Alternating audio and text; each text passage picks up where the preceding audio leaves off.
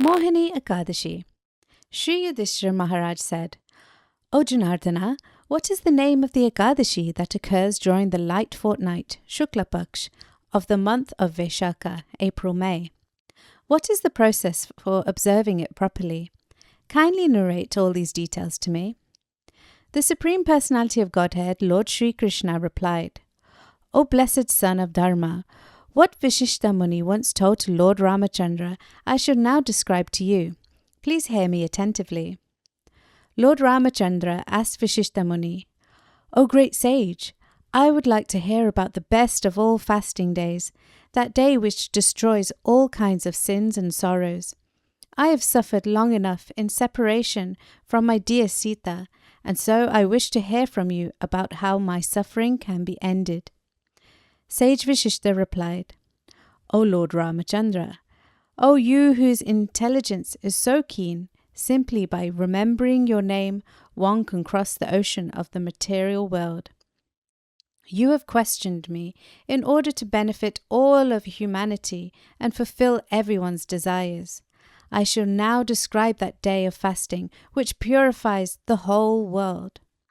O Rama, that day is known as Vaishakha Shukla Ekadashi, which falls on Dvadashi. It removes all sins and is famous as Mohini Ekadashi. Truly, O dear Ram, the merit of this Ekadashi frees the fortunate soul who observes it from the network of illusion.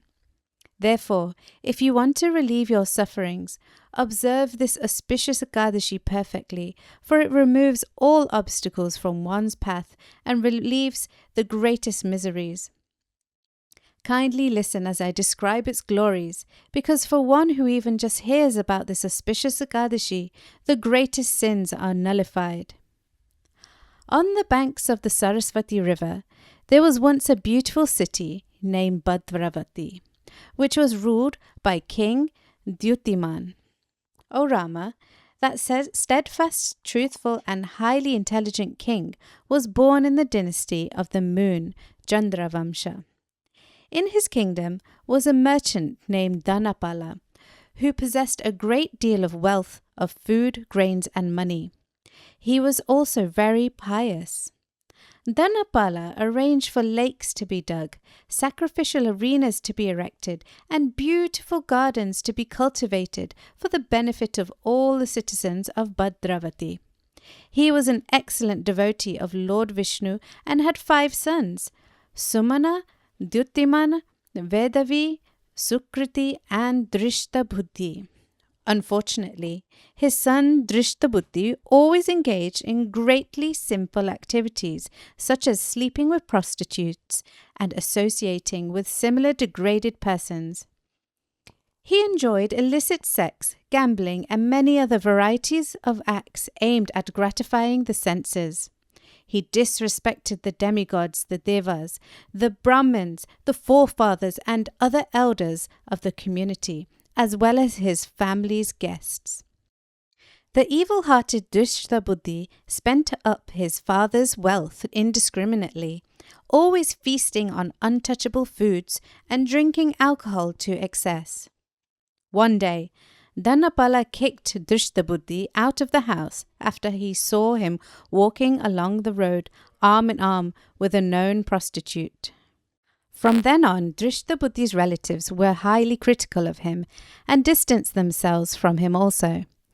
After he had sold all of his inherited ornaments and became destitute, the prostitute also abandoned him and insulted him because of his poverty. Dhrishtabuddhi was now full of anxiety and also hungry. He thought, what should I do now? Where should I go? How can I maintain myself? He then began to steal. The king's constables arrested him, but when they learnt who it was, and that his father was the famous Dhanapala, they released him. He was caught and released in this way many times. But at last, sick of his arrogance and total disrespect for others and their property, the ill-mannered Dhrishtabuddhi was apprehended, handcuffed and then beaten. After whipping him, the king's marshals warned him, O evil-minded one, there is no place for you in this kingdom. However, Dhrishtabuddhi was freed from his tribulation by his father and immediately thereafter entered the dense forest. He wandered here and there, hungry and thirsty and suffering greatly. Eventually, he began killing the jungle animals, the lions, deer, boars, and even wolves for food. Always ready in his hand was his bow, always on his shoulder was his quiver full of arrows. He also killed many birds such as chakoras, peacocks, kankas, doves, and pigeons. He unhesitatingly slaughtered many species of birds and animals to maintain his sinful ways of life, the sinful results accumulating more and more each day. On account of his previous sins, he was now immersed in an ocean of great sin that was so relentless that it appeared that he could not get out. Dhrishtabuddhi was always miserable and anxious, but one day, during the month of Vishakha, by the force of some of his past merit, he chanced upon the sacred ashram of Kaundinya Muni. The great sage had just finished bathing in the Ganges river, and water was dripping from him still. Dhrishtabuddhi had the great good fortune to touch some of those droplets of water that were falling from the great sage's wet clothing. Instantly, Dhrishtabuddhi was freed from his ignorance, and his sinful reactions were reduced. Offering his humble obeisances to Kaundinya Muni, Dhrishtabuddhi prayed to him with joined palms.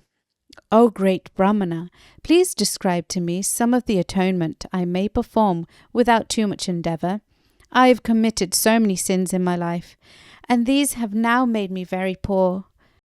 The great Rishi replied, O son, listen with great attention, for by hearing me your life will change, and you will become free of all your remaining sins.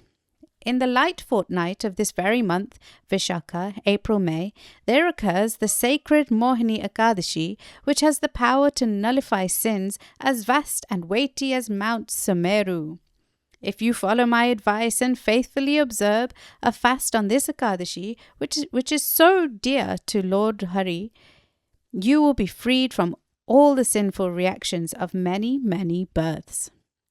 Hearing these words with great joy, Dhrishtabuddhi promised to observe a fast on Mohini Ekadashi according to the sage's instructions and direction. O best of kings, O Ramachandra Bhagavan, by fasting completely on Mohini Ekadashi, the once sinful Dhrishtabuddhi, the prodigal son of the merchant Dhanapala, became sinless. Afterwards, he achieved a beautiful transcendental form and, free at last of all obstacles, rode upon the carrier of Lord Vishnu, Garuda, to the supreme abode of the Lord. O Ramachandra, the fast day of Mohini Ekadashi removes the darkest illusory attachments to material existence. There is thus no better fast day in all the three worlds than this. Lord Sri Krishna concluded, And so, O Yudhishthira, there is no place of pilgrimage, no sacrifice, and no charity that can bestow merit equal even 1/16 of the merit a faithful devotee of mine obtains by observing the Mohini Ekadashi. And he who hears and studies the glories of Mohini Ekadashi achieves the merit of giving away 1,000 cows in charity. Thus ends the narration of the glories of Vishakha Shukla Ekadashi or Mohini Ekadashi from the Kurma Puran. Note, if the holy fast falls on Dvadashi, it is called Ekadashi in the Vedic literature. Furthermore, in Garuda Puran, Lord Brahma states to Narad Muni, O Brahmana, this fast should be observed when there is a full Ekadashi, a mixture of Ekadashi and Dvadashi, or a mixture of three, Ekadashi, Dvadashi, and Trayodashi, but never on a day where there is a mixture of Dashmi and Ekadashi. This is also upheld in the Hari Bhakti Vilas, Vaishnava Smriti Shastra, and upheld by Srila Bhaktisiddhanta Saraswati Thakur Prabhupada in his Navadvip Panjika introduction. Hare Krishna.